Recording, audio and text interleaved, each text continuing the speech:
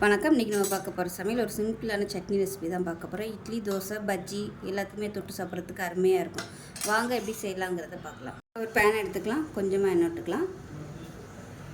எண்ணெய் சூடானதும் ஒரு 20 சின்ன வெங்காயம் முழுசாக அப்படியே சேர்த்துக்கலாம்.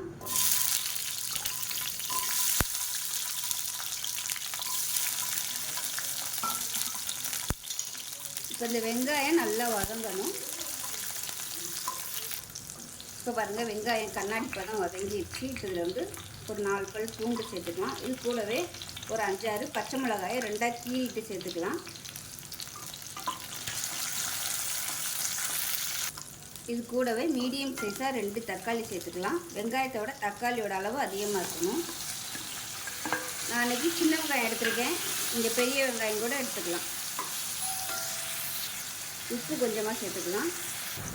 இப்போ இதில் 1 டேபிள் ஸ்பூன் அளவுக்கு சாம்பார் தூள் சேர்த்துக்கலாம்.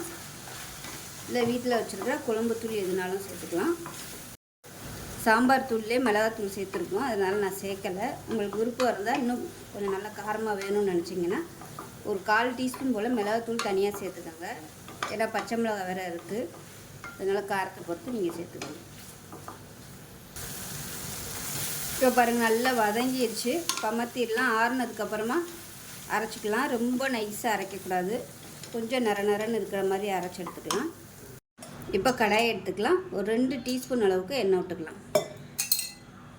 எண்ணெய் சூடானது 1 டீஸ்பூன் கடுகு, 1 டீஸ்பூன் உளுந்து, கொஞ்சமாக வரமிளகாய் சேர்த்துக்கலாம். இது கூடவே பெருங்காயம் சேர்த்துட்டு இப்போ நம்ம அரைச்சி வச்சுருக்க அந்த சட்னியை இதில் சேர்த்துக்கலாம்.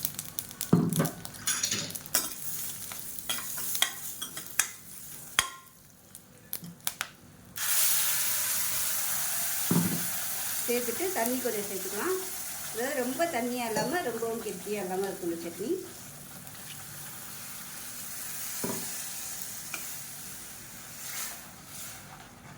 லைட்டாக ஒரு 2 கொதிக்கவும் அமர்த்திடலாம். இப்போ பாருங்கள், லைட்டாக அப்படியே கொதிக்க ஆரம்பிச்சிருச்சு. இந்த ஸ்டேஜில் அமர்த்திடலாம்.